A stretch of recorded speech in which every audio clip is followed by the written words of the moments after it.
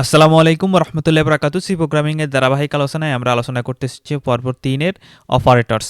তো অপারেটরসের ভিতরে আমরা মোটামুটি আমাদের অপারেটরগুলো শেষ করে ফেলছি। আজকে যেই টপিকটা নিয়ে আলোচনা করব সেটা হচ্ছে যে স্পেশাল অপারেটর। এর আগে কিন্তু আমরা হচ্ছে সি এর arithmetic operator, increment decrement operator, assignment operator, relational অথবা কম্পারিজন অপারেটর, লজিক্যাল অপারেটর, তারপর হচ্ছে বিটওয়াইজ অপারেটর, নেক্সট হচ্ছে আমাদের অপারেটর প্রেসিডেন্স অ্যান্ড অ্যাসোসিয়েটিভিটি। আজকে সর্বশেষ যে টপিকটা আছে স্পেশাল অপারেটর, সেই বিষয় নিয়ে আমরা আলোচনা করব। তো যারা হচ্ছে আমাদের উপরের টপিকগুলো দেখে আসেন না অথবা হচ্ছে উপরের যে অপারেটরগুলো দেখে আসেন না, আপনাদেরকে সেই বিষয়গুলো দেখে আসার জন্য বলবো। আমাদের সিরিয়াল ওয়াইজ ইউটিউবে সবগুলো ভিডিও দেওয়া আছে, সেই বিষয়গুলো আপনারা হচ্ছে পাবেন সেখানে। তো আমরা চলে যাই হচ্ছে আমাদের স্পেশাল অপারেটর। সি প্রোগ্রামিংয়ে বিশেষ কিছু ধরনের অপারেটর আছে যেগুলো আলাদা কাজ করে, এগুলোকে বলা হয় স্পেশাল অপারেটর। এই অপারেটরগুলো সাধারণ গাণিতিক বা লজিক্যাল কাজ করে না, বরং প্রোগ্রামের স্ট্রাকচার, অ্যাড্রেস, মেমোরি বা রেফারেন্স হিসেবে কাজ করে। খেয়াল করেন আবার, এখানে হচ্ছে এগুলা নর্মালি গাণিতিক বা হচ্ছে লজিক্যাল কোনো কাজ করে না। এগুলা যেটা করে সেটা হচ্ছে প্রোগ্রামের স্ট্রাকচার, অ্যাড্রেস, মেমোরি বা হচ্ছে রেফারেন্স হিসেবে কাজ করে। তো প্রথমত আমরা যদি আসি, 1 নম্বর পয়েন্টে আছে সাইজ অফ অপারেটর। 1 নম্বর পয়েন্টে আছে সাইজ অফ অপারেটর। কোনো ভ্যারিয়েবল, ডেটা টাইপ বা এক্সপ্রেশন মেমোরির সাইজ বাইট জানতে ব্যবহার করা হয়, অর্থাৎ আমাদের মেমোরির যে সাইজ আছে সেটা বাইট হিসেবে জানতে ব্যবহার করা হয়, আর সেটার নাম হচ্ছে সাইজ অফ অপারেটর।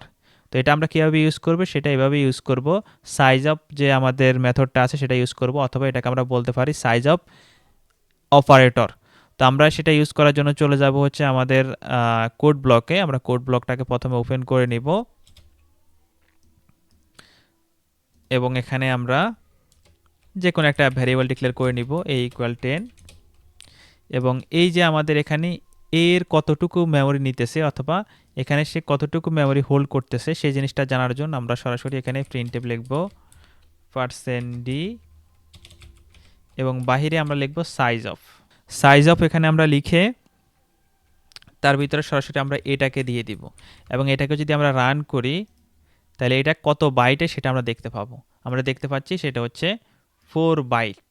এটা কিন্তু সবসময় বাইট রিটার্ন করে বা হচ্ছে বাইট আউটপুটে সে দিবে। এখানে আমরা চাইলে সরাসরি ডাটা টাইপগুলো দিয়ে দিতে পারবো, যেমন এরকম ইন্টিজার, এবং এটাকে যদি আমরা আউটপুটে দেখি আমরা পাবো হচ্ছে 4। তারপর আমরা যদি এখানে দেখি হচ্ছে ক্যারেক্টার, এবং এটাকে যদি আমরা আউটপুটে দেখি সেটা পাবো হচ্ছে কি 1 বাইট। তারপর আমরা যদি এটাকে দেই সরাসরি হচ্ছে ডাবল, এবং এটাকে যদি আমরা আউটপুটে দেখি পাবো 8 বাইট। তাহলে আমরা এখানে এই যে সাইজ অফ যে অপারেটরটা আছে সেটা ইউজ করে কোনো ভ্যারিয়েবলের অথবা ডেটা টাইপের আমরা মেমোরি সাইজ বের করে ফেলতে পারি।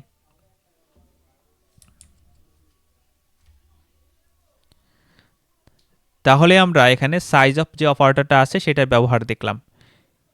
তার পরবর্তীতে আছে 2 নম্বর পয়েন্টে অ্যাড্রেস অফ অপারেটর। এটাই যেটা করে কোনো ভ্যারিয়েবলের মেমোরি যে অ্যাড্রেস সেটা বের করে দেয়। অর্থাৎ আমরা জানি আমাদের যে ভ্যারিয়েবলগুলো আছে প্রত্যেকটা ভ্যারিয়েবলের একটা মেমোরি অ্যাড্রেস থাকে। তো সেই মেমোরি অ্যাড্রেস যদি আমরা দেখতে চাই তাহলে আমাদেরকে যেটা ইউজ করতে হবে সেটা হলো অ্যাড্রেস অফ অপারেটর। তো সেটা কীভাবে বের করব সেটা আমরা একটু দেখে নিই। এখানে একটা এক্সাম্পল দেওয়া আছে, আমরা ইন্টিজার x = 10, এবং পরবর্তীতে আমরা সেটাকে ব্যবহার করার জন্য বা হচ্ছে প্রিন্ট করার জন্য যেটা করলাম এখানে %p বা হচ্ছে আমরা এখানে বা হলো ফরম্যাট স্পেসিফায়ার হিসাবে এটা ইউজ করব, এবং আমাদের এখানে ভ্যারিয়েবলের সাথে অ্যাড্রেস অফ সাইনটা ইউজ করতে হবে। তাহলে আমরা আমাদের কোড ব্লকে চলে আসি। আমরা কোড ব্লকে আসলাম এবং এখানে যেটা করতে হবে সেটা হচ্ছে যে মেমোরির অ্যাড্রেসটা বের করতে হবে। তো মেমোরি অ্যাড্রেস বের করতে হলে আমরা যেটা করব এখানে দিব হচ্ছে ফি, এবং বাহিরে আমরা যেটা করব ইউজ করতে হবে অ্যাড্রেস এ, এবং আমরা যদি আউটপুটে দেখি এটা কিন্তু সে অ্যাড্রেসটা বের করে দিবে। এই যে এখানে সে অ্যাড্রেসটা বের করে দিছে, অর্থাৎ আমাদের এই যে এ নামে একটা ভেরিয়েবল আছে, এই এ ভেরিয়েবলের যে অ্যাড্রেসটা আছে সেটাকে প্রিন্ট করে দিছে। আমরা যদি আবার এটাকে প্রিন্ট করি বা রান করি, দেখেন আমরা কিন্তু এই যে মেমোরির অ্যাড্রেসটা আমরা পাচ্ছি। তো আমরা মেমোরির অ্যাড্রেস বের করতে হইলে আমাদের অ্যাড্রেস অফ যে অপারেটরটা আছে সেটা আমাদেরকে ইউজ করতে হবে। এটা ছিল হচ্ছে আমাদের অ্যাড্রেস অফ অপারেটর। নেক্সট আছে পয়েন্টার অর ভ্যালুয়েট অপারেটর। এটাকে আমরা পয়েন্টার বলতে পারি অথবা ভ্যালুয়েট অপারেটর বলতে পারি। ভ্যালুয়েট অপারেটর আমরা এটাকে বলতে পারি। তো কেউ হচ্ছে এটাকে পয়েন্টার বলে, আবার হচ্ছে কেউ হচ্ছে এটাকে ভ্যালুয়েট অপারেটর বলে। বেশিরভাগ ক্ষেত্রে এটাকে পয়েন্টার বলা হয়। তো এটার যে কাজটা সেটা আমরা দেখে আসি। কোনো পয়েন্টার যে ঠিকানা নির্দেশ করে সেই ঠিকানায় থাকা ভ্যালু রিড করতে ব্যবহৃত হয়। কোনো পয়েন্টার যে ঠিকানায় নির্দেশ করে, মানে যে ঠিকানাটা সে দিবে বা যে অ্যাড্রেসটা দিবে সেই ঠিকানায় থাকা যে ভ্যালুগুলো থাকবে সেগুলো সে রিড করতে পারবে। আমরা যদি এক্সাম্পল হিসেবে এখানে একটু দেখি, ইন্টিজার এক্স ইকুয়াল 10, পরবর্তীতে এখানে পয়েন্টার ফি নেওয়া হয়েছে এবং এক্সের যে অ্যাড্রেসটা আছে সেটা হচ্ছে পয়েন্টার ফি এর ভিতরে হোল্ড করা হলো, এবং পরবর্তীতে সেটাকে আমরা প্রিন্ট করার জন্য এখানে এটাকে প্রিন্ট করে দিলাম, সরাসরি পয়েন্টারটাকে আমরা প্রিন্ট করে দিলাম %d দিয়ে। তো আমরা যদি এটাকে একটু প্র্যাকটিক্যালি দেখি তাহলে আমরা চলে যাব হচ্ছে আমাদের কোড ব্লকে, এবং এখানে আমরা সেই কাজটা করব। আমরা এখানে ইন্টিজার পয়েন্টার ফি দিব ইকুয়াল এ, এবং এটাকে আমরা প্রিন্ট করব %d, বাহিরে দিব পয়েন্টার ফি।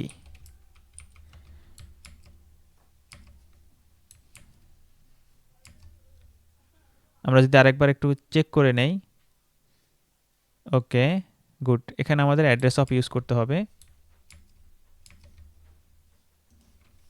এখানে আমাদের অ্যাড্রেস অফ ইউজ করতে হবে, কারণ আমরা এটার যে অ্যাড্রেসটা আছে সেই অ্যাড্রেসটা আমরা হোল্ড করব। তো এখন যদি আমরা এটাকে রান করি তাহলে আমরা দেখতে পাবো যে 10টা আমরা কোথা থেকে পাচ্ছি, এ ভ্যারিয়েবলের যে মানটা আছে সেই মানটা পাচ্ছি। তো পয়েন্টার ফিটা হলো হচ্ছে আমাদের একটা পয়েন্টার, সে কিন্তু আমার এখানে এর যে অ্যাড্রেসটা আছে সেটাকে হোল্ড করতেছে। এখন এর যে অ্যাড্রেস সেটা হোল্ড করার সাথে সাথে কিন্তু সে এর যে ভ্যালুটা আছে সেটা কিন্তু সে পেয়ে যাচ্ছে। তো আমরা পয়েন্টার ফিটাকে যদি প্রিন্ট করি তাহলে কিন্তু এই যে এ ভ্যারিয়েবলের যে মানটা সেটা কিন্তু আমরা পয়েন্টার ফি এর ভিতরে পেয়ে যাব।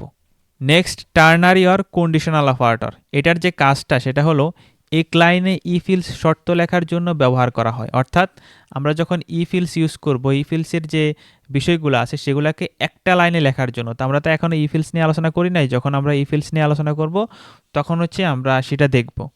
তো আপাতত জেনে নেন শুধু ইফিলস নামে কিছু একটা বিষয় আছে অথবা হচ্ছে কন্ডিশন আছে, সেটাকে এক লাইনে লেখার জন্য আমরা, অথবা সেটার পরিবর্তে ইফিলসকে এক লাইনে লেখার জন্য অথবা ইফিলসের অপশনাল হিসেবে আমরা টার্নারি অপারেটরটা ইউজ করতে পারি। তো সেটার যদি আমরা গঠনটা দেখি বা সিনট্যাক্সটা দেখি তাহলে আমরা এটা এভাবে দেখব যে প্রথম বন্ধনীর ভিতরে আমাদের থাকবে হচ্ছে কন্ডিশন, তারপরে এখানে একটা কোশ্চেন মার্ক থাকবে, কোশ্চেন মার্কের পরে আমার এখানে একটা স্টেটমেন্ট থাকবে অথবা হচ্ছে এখানে একটা আমার আনসার থাকবে, কোলন, পরবর্তীতে এখানে আর একটা আনসার থাকবে। তো এখানে কোলনের লেফট সাইডে একটা আনসার, রাইট সাইডে আর একটা আনসার। তো মূলত এখানে কন্ডিশনের উপর ভিত্তি করে সে কি কোলনের লেফট পাশে থাকবে নাকি রাইট পাশে থাকবে সেই বিষয়টা সে আমাদেরকে আউটপুটে দিবে। যদি আমার কন্ডিশন ট্রু হয়, কন্ডিশন ট্রু হলে আমাকে লেফট পাশে যেটা আছে সেটা দিবে, যদি কন্ডিশন ফলস হয় তাহলে আমাদের রাইট পাশে যেটা আছে সেটা সে প্রিন্ট করবে। তো আমরা যদি একটু এক্সাম্পল হিসেবে সেটাকে দেখার চেষ্টা করি, আমরা নিচের লাইনে দেখতে পাবো বি ইকুয়াল 20, এখানে আমরা ম্যাক্স ভ্যালুটা বের করার চেষ্টা করতেছি। তো আমরা কন্ডিশন এখানে দিলাম এ গ্রেটার দেন বি, তার পরিবর্তীতে আমরা হচ্ছে কোশ্চেন মার্কের পরে লেফট পাশে দিলাম হচ্ছে এ এবং রাইট পাশে ইউজ করলাম হচ্ছে বি। এখানে আমরা কন্ডিশন যদি ট্রু হয় মানে হচ্ছে এ যদি বি থেকে বড় হয় তাহলে এটাকে প্রিন্ট করবে, আর যদি মিথ্যা হয় অর্থাৎ বি যদি বড় হয় তাহলে হচ্ছে বিটাকে প্রিন্ট করবে। এবং ফাইনালি আমরা কিন্তু ম্যাক্স যে ভ্যারিয়েবলটা আছে সেটাকে প্রিন্ট করে দিলাম, ম্যাক্স ভ্যারিয়েবলটাকে আমরা প্রিন্ট করে দিলাম। তো এখানে যে আমাদের কাঙ্ক্ষিত আউটপুটটা সেটা কিন্তু ম্যাক্সের ভিতরে পাবো। তো আমরা প্র্যাকটিক্যালি সেই বিষয়টা একটু ট্রাই করি। আমরা এখানে যেটা করতে হবে সেটা হচ্ছে আমাদের এখানে আরেকটা ভ্যারিয়েবল নিতে হবে বি ইকুয়াল 20, এবং আমরা এখানে ইন্টিজার ম্যাক্স হিসেবে একটা ভ্যারিয়েবল নিলাম। সেই ম্যাক্সের ভিতরে আমরা টার্নারি অপারেটর ইউজ করবো। এই অপারেটরটার নাম কি? Ternary operator. তো এই টার্নারি অপারেটরটা আমরা ইউজ করবো কীভাবে? আমরা প্রথম বন্ধনী ইউজ করব বা প্যারেনথিসিস ইউজ করব। প্যারেনথিসিসের ভিতরে আমরা এ গ্রেটার দেন ভি, পরবর্তীতে আমরা বাহিরে আইসা এখানে দিতে হবে হচ্ছে কোশ্চেন মার্কের পরে এখানে আমরা এ দিব কোলন ভি দিব, দুইটা ভেরিয়েবল দুই পাশে দিয়ে দিলাম। আমরা চাইলে এখানে স্পেস দিয়ে দিয়ে এভাবে করতে পারি, তাহলে জিনিসটা আরেকটু সুন্দর দেখায় এবং এটাকে ফ্রেশ লাগে, বুঝতে সুবিধা। এখন আমরা হচ্ছে ম্যাক্সটাকে প্রিন্ট করব। তা আমরা এখানে একটু সুন্দর করে দেই, ম্যাক্স ভ্যালু ইজ, এবং বাইরে এসে আমরা প্রিন্ট করব ম্যাক্সকে। এখন যদি এটাকে আমরা রান করি তাহলে আমরা এখানে ম্যাক্স ভ্যালু পাবো কত, ম্যাক্স ভ্যালু পাবো হচ্ছে 20, তার মানে হচ্ছে বিটাকে সে হচ্ছে প্রিন্ট করে দিবে। তাহলে আমাদের কন্ডিশনে কি হচ্ছে, এ গ্রেটার দেন বি, বলতেছে এ বি থেকে বড়, কিন্তু কন্ডিশনটা কি ট্রু না, কন্ডিশন ট্রু না, কন্ডিশন ফলস। কন্ডিশন যদি ফলস হয় তাহলে এই অংশটাকে সে প্রিন্ট করবে, আর কন্ডিশন যদি ট্রু হইতো তাহলে হচ্ছে সে এই অংশটাকে প্রিন্ট করবে। তাহলে আমরা দেখেন এখানে যদি এ এর মানটা পরিবর্তন করে দিয়ে 30 করে দেই, এবং এখন যদি এটাকে রান করি আমাদের কিন্তু সে এই যে লেফটের অংশ যেটা আসে সেটাকে প্রিন্ট করবে, অর্থাৎ আমাদের কোলনের লেফট পাশে যে অংশটা আছে সেটা প্রিন্ট করে দিবে। এই ছিল হচ্ছে আমাদের টার্নারি অপারেটরের কাজ। আশা করি আপনারা বুঝতে পারছেন। আমরা এখন আলোচনা করব কমা অপারেটর। তো কমা অপারেটরটা কেন ইউজ করা সেটা কিন্তু আমরা অলরেডি সবাই জানি। তো এখানে আমরা একটু ভিন্ন আঙ্গিকে জিনিসটাকে ইউজ করে দেখব এবং এটার কাজগুলো দেখব। তো এখানে বলা হচ্ছে যে একাধিক এক্সপ্রেশন এক লাইনে লিখতে দেই, মানে একাধিক এক্সপ্রেশন আমরা এক লাইনের ভিতর লিখতে পারবো, সবগুলো এক্সপ্রেশন এক্সিকিউট হয় কিন্তু শেষেরটির মান রিটার্ন করে। তো সেটা কিসের আঙ্গিকে, সেটা হচ্ছে আমাদের এখানে যে এক্সাম্পল আছে সেটার আঙ্গিকে।